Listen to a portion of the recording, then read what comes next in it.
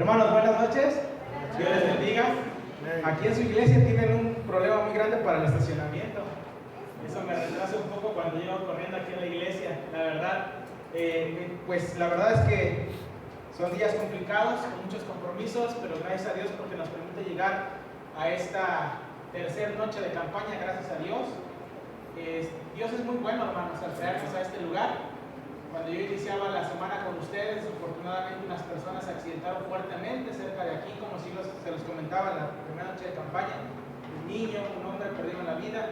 Y hermanos, Dios es muy bueno al permitirnos estar en este lugar para poder recibir su palabra. Y, ¿saben? Quiero abordar el mensaje de esta noche diciendo lo siguiente. Miren, hermanos,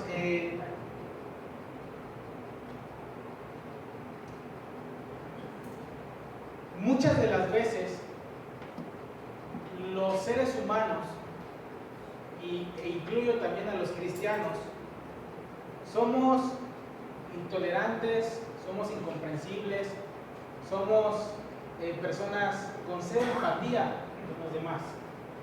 ¿A qué me refiero con esto? Miren, mucho de los fracasos en las relaciones interpersonales se debe a que, pues desafortunadamente, a veces no logramos comprender del todo a la otra persona o entre nosotros mismos. Por ejemplo, miren, voy a tocar un punto importante. Hace varios años atrás, no tantos, antes de pandemia, no sé si alguna vez lo compartí aquí con ustedes, teníamos un grupo misionero dentro de nuestra iglesia. Ese grupo, o con ese grupo, íbamos a 2 anexos de Alcohólicos Anónimos e íbamos también a la cárcel de Cuautla. Yo recuerdo que casi toda la semana, por las noches, las ocupábamos para dar la fe de Jesús o clases de evangelismo. Nosotros ya no hacíamos otra cosa, no dedicábamos tiempo a otra cosa más que ir a dar estudios, a visitar a las personas y demás. Era un grupo que en su momento era muy fuerte, la verdad. Desafortunadamente nos cayó pandemia y la situación cambió. Pero en una de esas experiencias, esas tantas experiencias que yo pasé, te voy a platicar 2.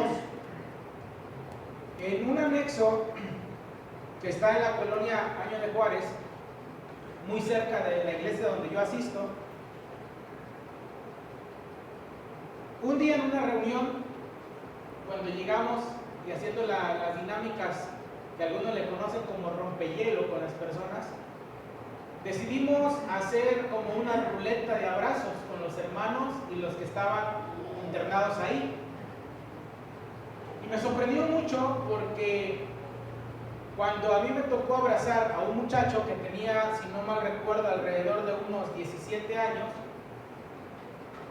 ese muchacho, cuando yo lo abracé, me dijo algo que me dejó pensando mucho y me dice lo siguiente. Dice: mire, hermano Iván, lo que pasa es que en mis 17 años de vida yo nunca había recibido un abrazo hasta ahorita que usted me lo está dando. Y la verdad, hermano, tengo muchísimas ganas de ser una persona diferente.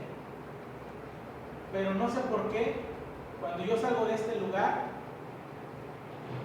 es mucho más grande la debilidad que yo tengo por el alcohol que las ganas de querer superar eso. He tocado fondo muchas veces, mi familia me desprecia, me rechaza. Mi mamá dice, una persona que es la que quiero muchísimo, es la persona que principalmente ha dejado de creer en mí y me rechaza por completo. Y en ese momento, hermanos, sinceramente, ni siquiera yo entendía del todo lo que la Biblia dice acerca de ese tipo de circunstancias.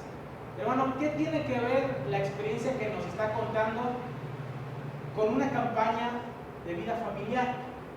Mire, Voy a pedir a Keila que por favor me lleve un poquito más adelante y voy a tratar de llegar al punto. Primero que nada, si me regresas, Keila, donde me habías pasado, en la diapositiva, aquí está. Hay 5 cosas importantes, hermanos, que los seres humanos desafortunadamente perdimos cuando el pecado entró al mundo. Empiezo con estas primeras 5. Lo primero que perdimos, hermanos, es la relación personal que teníamos con ¿quién? Con Dios y sus ángeles. Eso me recuerda, por ejemplo, a Moisés cuando quería ver a Dios cara a cara y Dios no se lo permitió, Mario, porque si no iba a caer muerto, porque ya estaba manchado por el pecado. Y luego dice aquí que otra cosa que perdimos fue la inocencia y el vestido de luz. Lo que también dice es que perdimos ese confortable hogar edénico. Platicaba yo con una persona al día de hoy y estábamos colportando, agendando conferencias en Cuautla. Ya eran las 10, 11 de la mañana, ya estábamos sudando por el calor que se sentía. Y le digo, a ver cómo nos toca este año, porque el año pasado estuvo terrible. Pero el ser humano, hermanos, desafortunadamente cuando cae en pecado, una de las cosas que perdemos es eso perfecto que Dios había creado para nosotros, esa casa perfecta que es el mundo. Se perdió el dominio de los animales, de la creación, y algo importantísimo, hermanos, es que también se perdió la vida. Pero miren, vamos un poquito más adelante. Si me ayudas, Keila, te lo voy a agradecer. Quiero que destaquemos algunos puntos de los que están aquí en la pantalla, hermanos. Y ahora lo voy a relacionar con la experiencia con la que aperturé este mensaje. Primero que nada, hermanos, tenemos que analizar cuáles son algunas de las consecuencias aparte de las que ya mencionamos ahorita.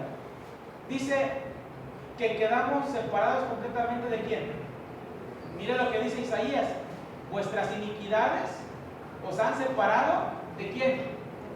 ¿Recuerda usted que en Jueces capítulo 16, versículo 20, después de tantas cosas que ya había cometido Sansón y que él creía estar seguro de sí mismo, que dice ahí textualmente, lo que Sansón no sabía es que Dios ya no estaba con quién? Con él. Miren, hermanos, cómo las iniquidades nos apartan de Dios. Pero miren lo que sigue diciendo aquí, que ahora estamos esclavizados ¿de quién? El que practica el pecado es el diablo. Dice lo siguiente, que quedamos todos con la tendencia ¿a qué cosa? Y usted va a recordar esta cita bíblica donde el apóstol revela este conflicto que muchos de nosotros tenemos y que ahora lo voy a asociar con lo que le compartí hace un momento. Él dice en Romanos 7:19, porque no hago el bien que quiero, sino el mal que no quiero, eso hago, ¿no? ¿Por qué? Porque él descubrió un conflicto dentro de sí que todos los seres humanos tenemos. Resulta que hay una ley, Mario, en los miembros, en el cuerpo, en la carne. Es una ley que nos incita, que nos lleva a alimentarnos del pecado, de la infidelidad a Dios. Pero dice él, es que hay otra ley en mi mente. Esa ley que estaba en su mente era la ley, o era el conocimiento de la ley de Dios. Y luego entonces entraba en un conflicto, en ese choque como de conciencia, donde él quería hacer lo bueno, Mario, pero su carne no se lo permitía. ¿Por qué asocié esto con lo que platicé hace un rato, Mario? Muchos de nosotros a veces no comprendemos que somos así, no tanto porque querramos, Mario, sino porque estamos manchados del pecado. Es decir, el pecado, hermanos, lo voy a definir así, nos ha robado nuestra propia fuerza de voluntad. Queremos hacer las cosas, dice el apóstol, pero no podemos y terminamos haciendo lo que sabemos que no está bien. ¿Sí me estoy explicando? ¿Cuántos conflictos se dan en la familia por esas diferencias o choques que hay con las maneras de ser? ¿Sí me estoy explicando? ¿Cuántos conflictos surgen en las familias por las diferentes maneras de ser que tenemos todos ahí? Muchas de las veces, hermanos, los fracasos que se dan dentro del hogar es porque no comprendemos que hay un problema más allá que no se resuelve por nosotros mismos. Por ejemplo, mire, yo tenía hasta hace unos días un vecino, un buen vecino, que se llamaba Alejandro. No sé su edad exacta, pero no pasaba de los 27 años de edad. Alejandro, hermanos, era un muchacho bien parecido, moreno, alto, muy inteligente y trabajador cuando él estaba bien. Desafortunadamente, hermanos, su papá, Aurelio se llamaba, si no mal recuerdo, que falleció hace ya varios años atrás, lo indujo al mundo de las drogas. Su papá murió por esa misma razón. De todos los hijos o de todos los hermanos que Alejandro tenía, no sé por qué razón, pero su mamá era el que menos quería. Alejandro llegó a trabajar en una buena empresa, lo recuerdo perfectamente. Alejandro llegó a tener su novia, una vecina que ella todavía sigue ahí en la colonia. Alejandro era como cualquiera otra persona.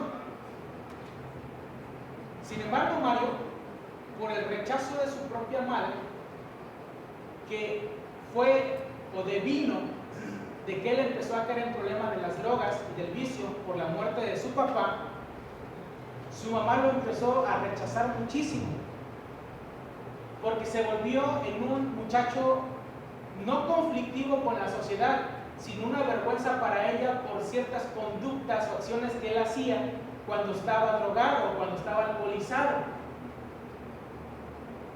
En algunas ocasiones él prácticamente casi se desnudaba y andaba en las calles de mi colonia así. Pues obviamente para su mamá era algo que de repente era bastante incómodo, vergonzoso como para cualquier otra persona. Y tantas veces me cansé de decirle a la señora, oiga, anéxelo. Sé que no es lo mejor, pero ayúdele, porque en ese tiempo nosotros íbamos al anexo, hermana Paz, y le decía yo a la vecina, métalo ahí para que le ayude un poco, y nosotros le ayudamos ahí a atender a Alejandro, o sea, espiritualmente hablando, por supuesto. Le dije, y Dios puede obrar poderosamente, si ya hemos visto milagros en otras personas que de años fueron alcohólicas y drogadictos, estoy seguro que en Alejandro puede pasar algo. Desafortunadamente, hermanos, esto nunca pasó. Y recientemente Alejandro ya estaba muy afectado en su mente, ya había trastocado esa parte, yo creo que las drogas. Y ya Alejandro andaba deambulando por la colonia, por colonias aledañas, y ya era una situación penosa. Hasta que el 31 de diciembre, Mario, del año 24, pues yo creo que andaba de madrugada Alejandro caminando por un bulevar de Cuautla. No sabemos, bueno, al menos yo no sé exactamente qué pasó, solo sé que él, pues lo encontraron por la madrugada tirado, boca abajo, y ya estaba muerto. Y su madre lloraba y su madre se desvivía ahí, hermana, en el velorio, en la cremación del cuerpo y tantas cosas. Pero hay algo que una vecina me dijo y concuerdo con ella. Y me decía, mire, Iván, todos sabemos en la colonia que no son reales esas lágrimas. Porque su propia madre le echaba a la policía para que lo golpeara y se lo llevara y lo dejara tirado por allá por un terreno baldío. Porque su propia mamá era quien buscaba a la policía para que se lo llevara detenido. Hermanos, cuánta dureza hay en nuestro corazón que no podemos a veces comprender que lo malo que somos, desafortunadamente, Mario, no es porque queramos, es porque dice el apóstol, ya me di cuenta que estoy vendido a qué cosa, al pecado, que me ha causado la separación con Dios, que me ha llevado a la muerte, desafortunadamente, pero también ha robado mi fuerza de voluntad, mi capacidad de conciencia. Ya no puedo hacer lo que Dios me está diciendo porque es algo que me gobierna, es algo que de alguna manera me controla. ¿Cuántas cosas se resolverían, Mario, si fuéramos más comprensivos? ¿Sí me estoy explicando? Pero miren, hermanos, dice esto: que la paga del pecado es ¿qué cosa? La muerte. Y otra cosa es que quedamos incapacitados para salvarnos a nosotros mismos. Aunque te laves con lejía y amontones jabón sobre ti, la mancha de tu pecado sigue ante quién? Ante Dios. Es decir, hermanos, este problema no lo podemos resolver por nosotros mismos. Vamos un poquito más adelante. Mire lo que dice aquí, hermano. Dice: Dios, lleno de compasión, amor y misericordia, usó un plan de salvación y redención que le costaría la vida de su propio, quien vendría a rescatarnos. Dice la pregunta: ¿qué plan fue concebido y guardado secretamente desde siglos eternos y que Jesucristo vendría a cumplir? El maravilloso plan. Dice la sierva del Señor en uno de sus escritos que nosotros no vamos a poder comprender en su totalidad el sacrificio de Cristo hasta que estemos allá con Él. Hasta que, hermana, veamos todo lo que Cristo dejó por hacerse como uno de nosotros, padecer lo que padecemos nosotros, superar todo eso, morir, vencer la muerte y decir: ahora sí tienen el pase asegurado para la vida eterna todo aquel que quiera. Pero mire, vamos a la siguiente diapositiva. Mire lo que dice aquí. Dice: Jesús vino a buscar y a salvar, ¿qué cosa? Lo que se había, porque el Hijo del Hombre vino a buscar y a salvar lo que se había.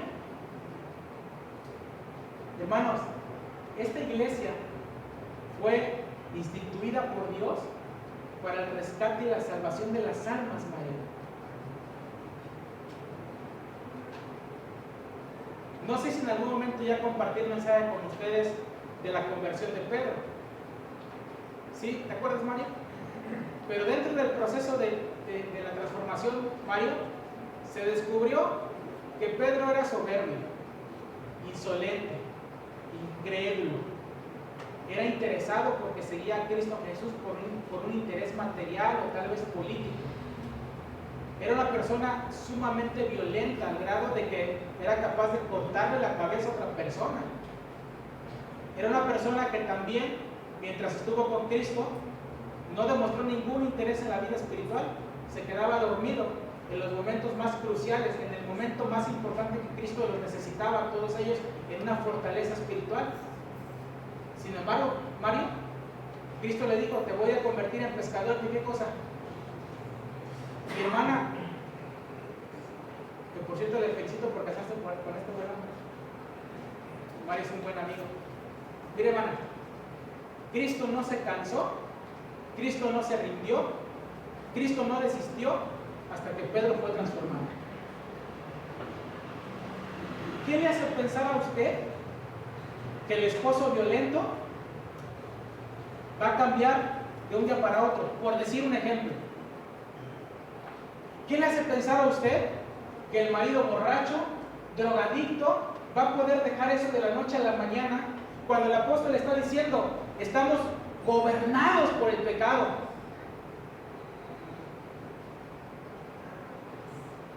¿Sí me estoy explicando, hermana Paz? Muchas cosas se rompen y se fracturan porque no somos comprensivos con la gente.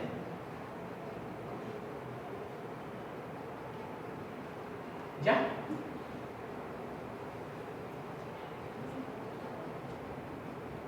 Llegué a una conferencia de padres de familia del estado de Puebla. Una conferencia donde el director había proyectado un evento muy bonito. Los padres fallaron, llegaron muy pocos. Del pequeño grupo que llegó, Mario, dimos la conferencia. Pero cuando yo estaba en la puerta, amiga, ¿cuál es su nombre? Recuérdamelo. Teresa. Amiga Teresa, cuando yo estaba en la puerta de un salón que se parecía a este, yo estaba recibiendo a las poquitas personas que llegaron con un director asociado que estaba en ese momento. Y entonces cuando ya estaban ahí la mayoría de las personas que asistieron, llega una señora y noto que llega apresurada y noto que llega acelerada. Y lejos de preguntarme otra cosa, se acercó conmigo, un poco descortés, y me dijo: oiga, ¿cuánto va a durar su conferencia? Porque no tengo mucho tiempo. Le dije: mire, regáleme unos 40 minutos y ya se va usted. Bueno, me dice: apúrese porque sí traigo prisa. Se metió, dimos la conferencia, Mario, terminamos, tocamos algunos puntos importantes, y una de las personas que se quedó al último, recuérdame su nombre, Elena, señora Elena.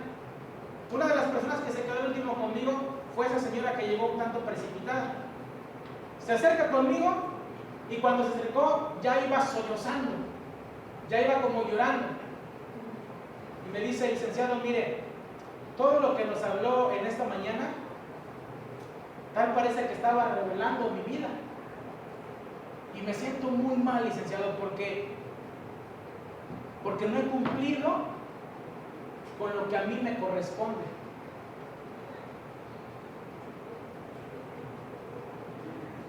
Y resulta que su niño era un niño catalogado como un niño problema dentro de la escuela. Pero me dice una maestra, al final se acerca conmigo después de que la señora se fue, se confesó ahí conmigo, y me dice la maestra: licenciado, esa mamá tiene mucho remordimiento de conciencia, porque le voy a decir cuál es el problema. El problema es que ella se la pasa trabajando mucho tiempo. Y mire, su niño es uno de los niños que mejor viene vestido a la escuela, pero el que está más desatendido dentro de su casa.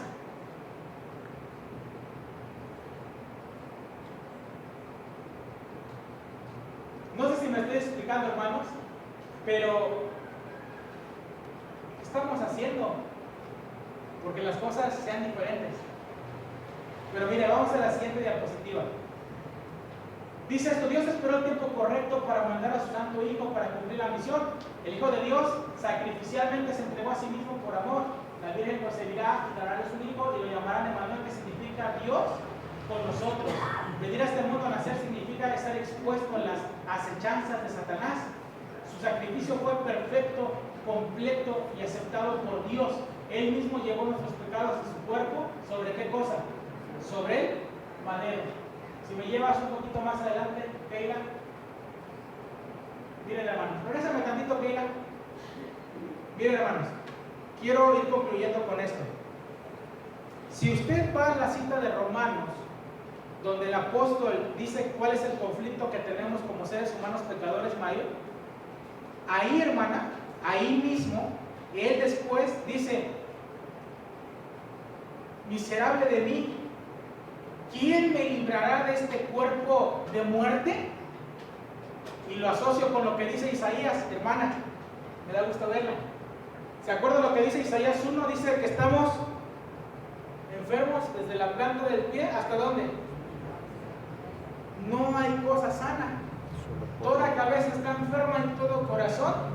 Lo que revela Isaías, desde un punto de vista personal, es como un cuerpo de mortandad, Mario, putrefacto, maloliente por la enfermedad.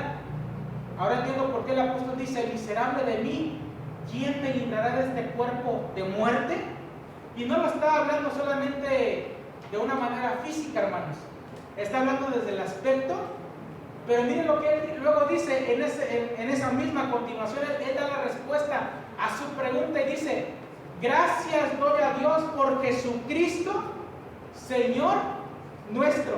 Quiero destacar algo importante, hermanos, que a veces se nos olvida bastante.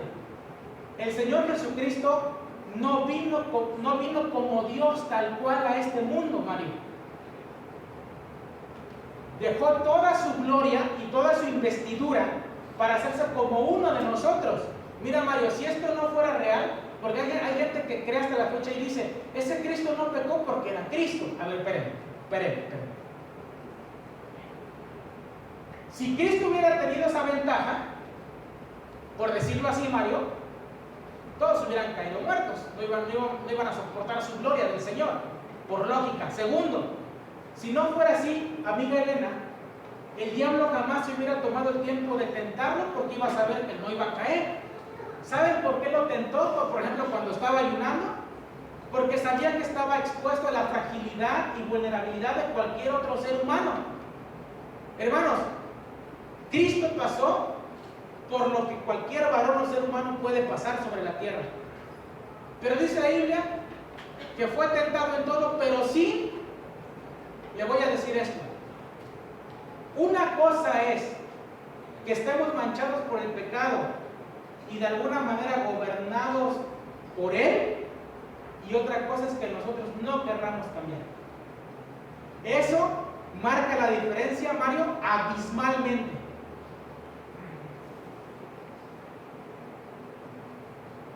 Hay gente que viene con problemas, pero ¿qué está haciendo usted para resolver ese problema por su cuenta? O sea, me refiero a lo que a usted le corresponde. ¿Sí me estoy explicando?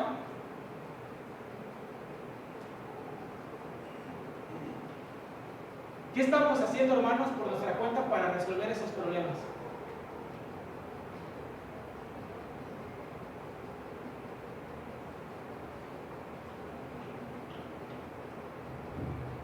Mira, hermanos,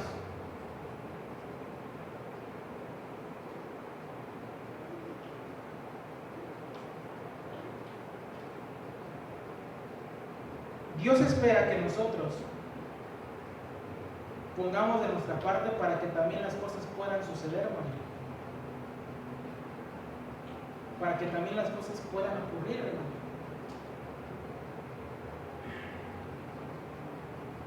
Pero si usted viene aquí con la idea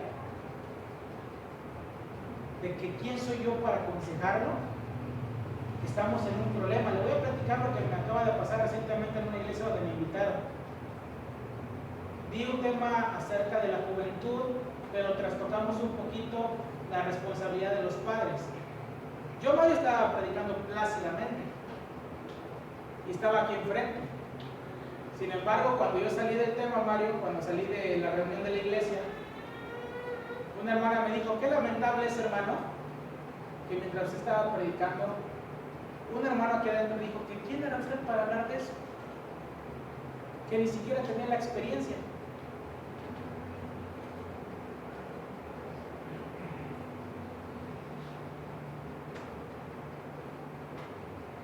Hermanos, si tenemos ese tipo de actitudes, ¿cree que Dios puede hacer algo por nosotros?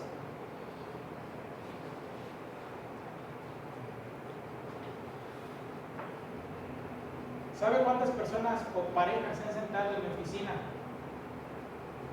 Estoy hablando de gente de la iglesia, perdónenme. ¿Sabe cuántos se han sentado ahí frente a mí con un conflicto familiar que está a punto de llevarlos al divorcio, y que solo escucho y veo que la culpa es de uno y la culpa es del otro? Un día, hermana, y cierro con esto. Yo tengo una muy buena amiga, no voy a decir de dónde es porque la vayan a conocer, así que ya vine a contar aquí su...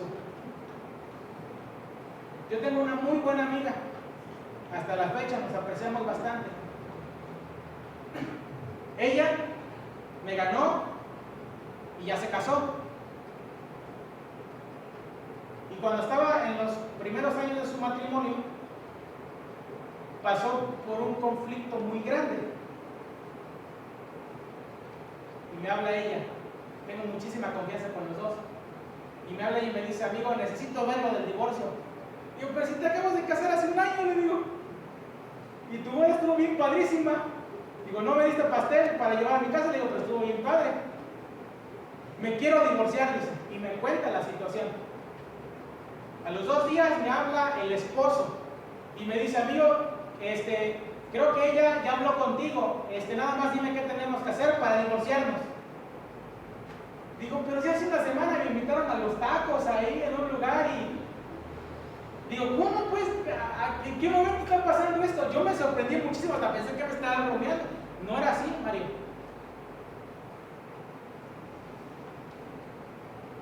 Se estaba grabando el asunto y se estaba grabando, y un día me encontré con ellos. Le digo: miren, porque me dicen, me dice ella, oye, necesitamos tu consejo. Le digo, ni soy casado. Le digo, ¿qué te puedo decir yo? Pero bueno, le digo, te voy a escuchar nomás para saber cómo está la situación. Le digo, no es que sea yo chismoso.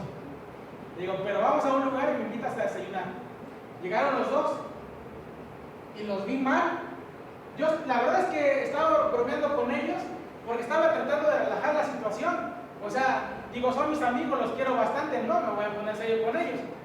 Así que cuando llegamos ahí, Mario, empezamos a hablar, se empezaron a desahogar, empezaron a decir uno, lo otro, y le dije, mire, chamacos, yo ni soy casado, no sé ni qué decirles, pero les voy a decir lo que dice la Biblia. Y les toqué algunos textos, hermanos. Y le dije, nada más que a mí no me gusta nada más andar con mis palabrerías y nada más andar vociferando. Le dije, no. Le digo, mira, chamacos, aquí está. Saqué mi teléfono y le digo, a ver tú, abre tu celular, anota este número que te voy a dar. Lo anotó. Le dije, esa psicóloga se llama Rocío, trabaja atrás del tren escénico, tiene una oficina, es buenísima, le dije. No es de la iglesia, no se preocupe, no se va a ventilar nada. Le dije, y cobra muy barato porque ella trabaja con una asociación altruista. Le dije, entonces ella es buenísima, ya me atendió bien el pasado y Dios la utilizó para medio componer a este hombre todo conflictivo. Le dije, vayan, digo, los voy a divorciar, le dije, les voy a ayudar para divorciarse, sí, pero primero vayan allá. Digo, y vamos a orar los tres por esta situación. Se fueron como un mes a terapia, Mario. Hoy están bien contentos y bien felices. Tienen 2 carros, tienen su casota, me invitan a comer, que es lo mejor de todo. Y no dudo que se estén peleando, Mario, no dudo que de repente se quieran agarrar de la greña. O sea, yo lo entiendo. Pero ahí están, hermanos. No todo se lo podemos dejar a Dios.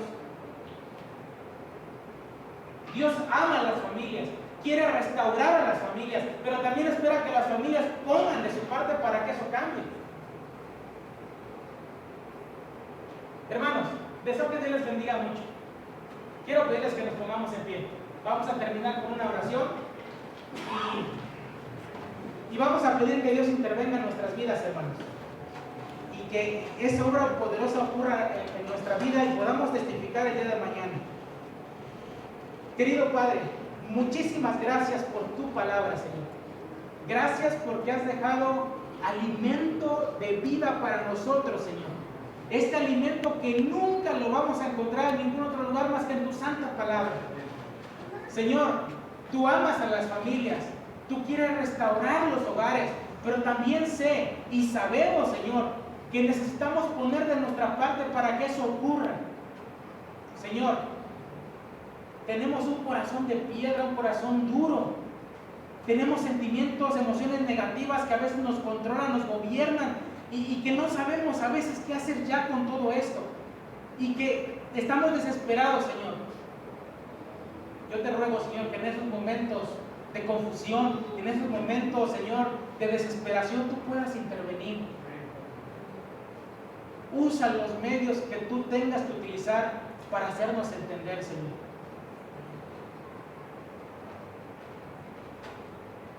Señor, estamos aquí porque queremos que nuestras vidas y nuestras familias sean transformadas. No queremos llegar solos a la meta, queremos llegar con nuestros familiares. Si hay algún matrimonio que está a punto de romper aquí en esta noche, rogamos tu intervención, Señor. Si hay algún hijo, alguna hija que se siente confundido y que no quiere venir más a la iglesia y que incluso a lo mejor ni siquiera está presente en esta campaña, rogamos por ese joven, por esa señorita. Toca su corazón, Señor. Rescátalos de la maldad del mundo que tanto está influyendo en este momento. Señor, si hay algún problema personal, tal vez en el esposo, en la esposa, en el hijo, y que eso no está permitiendo una felicidad, un bienestar en el hogar, pon paz en ese corazón, Señor. Señor, somos imperfectos.